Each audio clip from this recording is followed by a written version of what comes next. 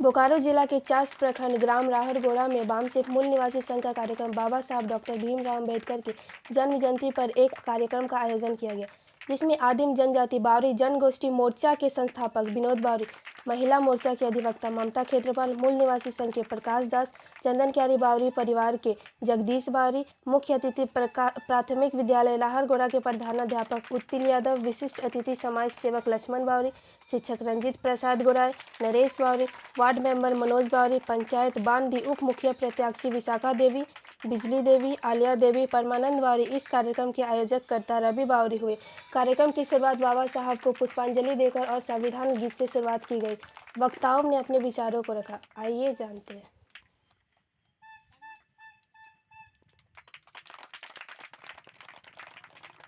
बावरी जी को मैं आग्रह करूंगा कि आप भी आइए, मंच पर आइए।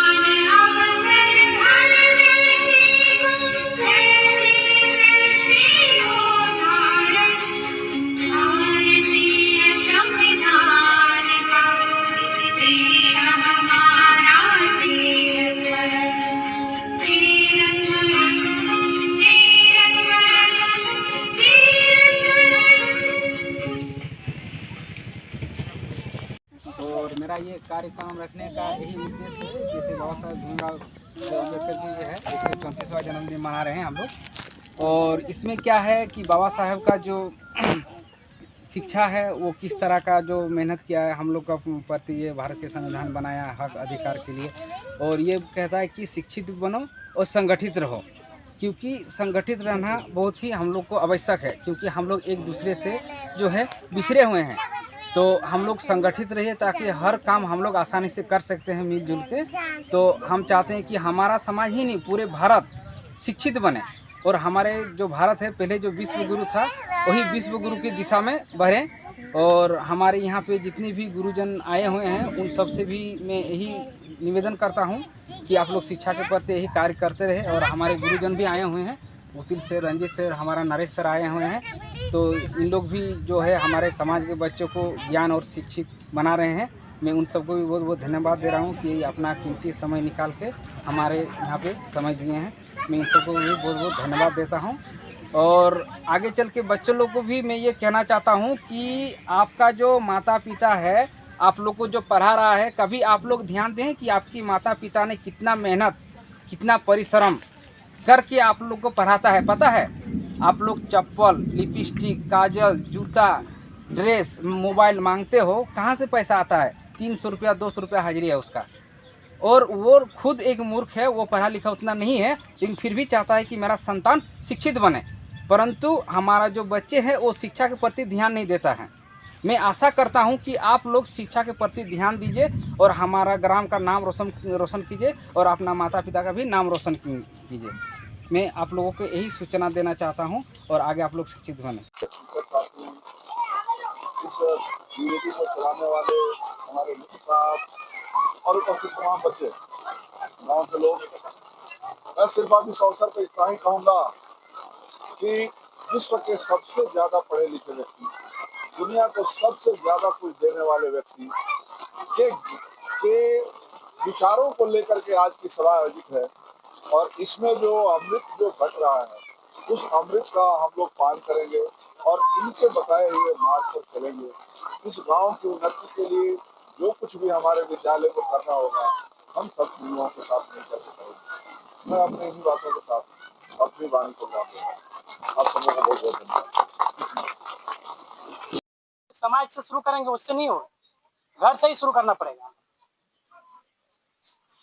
जैसे हमारे एक वक्ता जी ने बताए हैं कि हम लोग मंदिर जा रहे हैं लेकिन शिक्षित नहीं हो पा रहे हैं। लेकिन अभी वास्तविकता यह है ना, हम लोग मंदिर जा रहे हैं, ना स्कूल जा रहे हैं, कहीं नहीं जा रहे हैं। टाइम को फिजूल खर्चा में ये कर दे रहे हैं, शिक्षित भी नहीं कर रहे हैं, अधूरा शिक्षित रख दे रहे हैं। क्यों ऐसा क्यों? क्योंकि हम लोग कुछ सोच को डेवलप नहीं कर पाए हैं अभी तक, समाज में भी डेवलप नहीं कर पाए। इसीलिए सभी को एकजुट होकर ये संकल्प लेना है कि हमको शिक्षित बनना है तो बनना है। शिक्षा ही एक ऐसा हथियार है जो हमें आगे चलकर एक रास्ता बनाएगी और उस रास्ते से हम अपने मंजिल को पहुंच सकते हैं। इसीलिए मैं सभी लोगों से, सभी जनताओं से आग्रह है कि शिक्षित अपने अपने बच्चों को करें ताकि आगे ये करें। इतना ही कहकर मैं अपने वक्तव्य को समाप्त करता हूँ। जय हिंद जय भारत। हमारे माँ बहन बच्चा लड़का भाई सब जो एक साथ बैठकर बात कर रहे हैं, बात करने का अधिकार नहीं था। उस समय मनुवादी व्यवस्था था, ब्राह्मणवादी व्यवस्था में पढ़ने लिखने का अधिकार नहीं था। उनके लिखित संविधान को भारत वर्ष में लागू किया और बहुत सारे चीज हमको मिला। आज हम लोग बोलते हैं कि फलाना में महिला उत्पीड़न को हटा रहा है। हमारे सामने जो महिला का फोटो लगा हुआ है, माता सावित्रीबाई फुले, उस समय की बात है। इनको गोबर के साथ जहाँ पढ़ाने जाते थे, गोबर बिकती थी लोगों ने और बहुत सारे दुख सही है। उस दुख सहते हुए यही सावित्रीबाई फुले है, न कि सरस्वती, जो सावित्री जो सरस्वती लिखते हैं, ये मेरा सरस्वती है। लेकिन हम लोग जानते नहीं, ब्राह्मण लोग उनको उल्टा पढ़ाकर सरस्वती का नाम देकर सरस्वती का पूजा करवाते हैं। लेकिन हमारा मुख्य सरस्वती सावित्रीबाई फुले है। तो साथियों, इस तरह से आज तक 47 के बाद मोटामोटी 75-78 साल आजाद हुआ और अभी तक हम लोग वहीं पर हैं जहाँ पर थे। कारण है कि मेरे पास उस तरह का ज्ञान, नॉलेज, संगत नहीं रहा। लेकिन धीरे धीरे करते हुए आज ये मूल निवासियों का जो आंदोलन दौर चल रहा है, इनका भी बहुत बड़ा योगदान है कि हम लोग को और शिक्षित करने के लिए, ज्ञान देने के लिए इनका जन्म हुआ। धन्यवाद देते हैं बाबू मसन साहब को, जिन्होंने बहुत मेहनत करके इस संघ को बनाया और संघ के द्वारा हम लोग शिक्षित ले रहे हैं और आगे चलकर हम लोग शिक्षित लेंगे।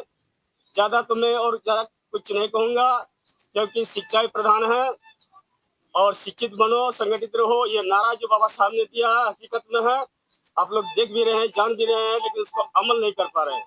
हम लोग अभी भी आपस में फूट बोला है कि घर फूटे तो गंवार लूटे, उस तरह से हम लोग आपस में फूट और भेदभाव में रहते हैं। लेकिन ये भेदभाव छोड़कर हम लोग एकत्रित हो जाए। SC, ST, OBC और माइनॉरिटी चारों वर्ग जो है, बाबा साहब के 4 सेना है, एक साथ अगर जूझ के लड़ेंगे तो बाकी सेना दूर हो जाएगा, अपने आप भाग जाएगा, भारत से निकल जाएगा। यही कहकर मैं अपना बात समाप्त करता हूँ। धन्यवाद। जय हिंद, जय भारत। बाबा साहब भीमराव अम्बेडकर रहे, सावित्रीबाई फुले अमर रहे, हमारे राष्ट्रपिता ज्योतिबाई फुले अमर रहे। धन्यवाद। समाजे ওই কিতাবটা সমাজ চলতেছে, এই উঁচ নিচ, ছুয়াছুত, ভেদভাব, জাতি আছে না সমাজে, এইটা ওই কিতাবটার দেন। তার কিতাবটার নাম ছিল মনুস্মৃতি। ওইটা ব্রাহ্মণীরা লিখেছিল। ওই কিতাবটা লিখে নিয়ে ব্রাহ্মণে খুদকে সর্বশ্রেষ্ঠ বলেছে, আর আমাদেরকে যত আছে সবকে শূদ্র বলেছে। শূদ্র মানে হয় নিচ, মূর্খ। বার্তা বুঝলে? আর এই ওদের কিতাবটাকে ওদের বহুত ওইটা ওরা হাজারো সাল শাসন করলো, আর ওদের কিতাবটাকে তো খতম করে এই যে ফটোটা আছে বাবা সাহেব, যার আমরা নাম লিখি এখানে, এই বাবা সাহেব ভীমরাও আম্বেদকর এই সংবিধানটা বানাচ্ছে আর এটা সবাইকে সমান করে দিয়েছে। যেদিন কিতাবটা বনলো আর দেশে এই কিতাবটা যেদিন সে লাগু হইলো, সেই দিন থেকেই গায়ে গায়ে স্কুল খোলাই গেল। আগে আমাদের পড়বার অধিকার নেই ছিল, বার্তা বুঝো, আগে আমাদের পড়বার অধিকার নাই ছিল। কার অনুসারে? ওই ব্রাহ্মণের সিস্টেমের অনুসারে, ব্রাহ্মণের কিতাবের অনুসারে। কে নাই পড়তে দিত? ব্রাহ্মণ ইয়ারে পড়তে नहीं দিত। এখন ওই কিতাবটা খতম হইলো, এই কিতাবটা লাগো, এই কিতাবটা সবাইকে পড়বার অধিকার বটে। এইখানে যে মাস্টার এসেছে, এখানে যে উকিল বসেছে, এই কিতাবটারে আধারে কিতাবটা লেখা আছে। কোনো বি কেন অবসর দিল এই কিতাবটা আমাদের ছোট সে ছোট, যাকে ছোট জাত বলে, যেমন জাত কোনো ছোট নাই কে, लेकिन बुझाবার জন্য বলে দিছি আমাদের ছোট সে ছোট জাতেই পড়া। जब से बाबा साहब लिखलो किताबটা, এই সংবিধানটা, तब से আমরা পড়তে লাগলি। আর আমাদের লোক অফিসার, ডক্টর, মাস্টার, ইঞ্জিনিয়ার, ওকিল বলতে লাগলো। তার আগে আমাদের সমাজে বার্তা বুঝছো, উধার ধ্যান দিও না, এধার ধ্যান দাও। এই জন্য তোমাদের জাগৃতির জন্য এইসব কার্যক্রম রাখা হয়েছে। তোমরা একটা বলো, একটা চিজ বলে দাও, 7 বাজে একটা মন্দিরে ঘন্টি বাজবে, আর 7 বাজে সকালে একটা স্কুলে ঘন্টি বাজবে, ছেলেটা কথা পাঠাবে? হ্যাঁ, তো স্কুল পাঠাবে তো ভগবানের দর্শন পাবে নাই, তো ফির কি পাবে? হ্যাঁ, জ্ঞান পাবে, শিক্ষা পাবে। তো শিক্ষাটা বড় না ভগবানটা বড়?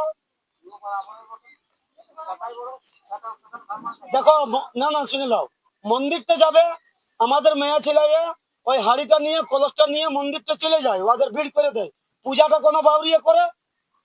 পূজারিটা কোনো বাউরি আছে? তো তো মন্দির আছে, আমাকে বলে দাও কেন নাই কে? ভগবান তো আমি ওকেও ভগবানই বলছি, ফের আমাদের লোককে পূজারি কেমনে বলতে দিচ্ছে? আচ্ছা ছাড়ো বাউরি, ছাড়ো বাউরি। মুচি দেখেছো পূজারি? ওটা না, ডম দেখেছো? ডম গোয়ার পূজারি দেখেছো কোন মন্দিরে? তো পূজারি কে আছে? বামনই আছে। তো যে বামনটা দিনরাত ভগবানটা পূজা করছে, তো ভগবান ওকে দেখছে। বামন উঁচা যাইতেছে না, আমাদের কি ফায়দা আছে? আমাদের কথা ফায়দা আছে ওই স্কুলটা যেতে গেলে, ওই শিক্ষাটা নিতে গেলে, বুঝলে না? আমরা এটা নাই বলছি কি তুমি পূজা নাই করো, সে নিজের বিবেক জ্ঞান দেখে নাও। ওইটা করতে গেলে লস হবে, সালে 10,000 টাকা খরচা হবে, আগরবাতি, ধূপ, ধুনা, দক্ষিণা। ওই 10,000 টাকাটা ছেলেটাকে পড়াও, ওই 10,000 পয়সাটা কথা দিব? শিক্ষা দিবে, এই ইয়াকে দিবে। তো এই 10,000 টাকাটা টিউশন পড়বে, স্কুল পড়বে, আচ্ছা কাপড়া দিবে, আচ্ছা টিফিন বানান দিবে। সাল ভরে 10,000 টাকা তোমার টিউশনে লাগবে ছেলেটার, ওইটা কার্যা হবে না, ছেলেটা জ্ঞান পাবে। ফের ও বুঝতে পারবে কি আমার মা কে, আমার কাকা কে, আমার জেঠা কে, আমি কেমন বলি করবো, আমি কেমন ভাষা করব। আর মন্দির যাবে তো ঝাইল বাজাতে খালি পারবে, ওই ঝাইল খালি বাজাতে হবে। ও কি পাবে? ঝাইল বাজাবে খালি, বুঝলে? তো সেই জন্য এগুলো শিক্ষার বৈঠক বটে, আর কিছু নয়। সেগুলো তোমরা আপস চর্চা এখন করো না, 1 ঘন্টা শুনো খালি। চলো।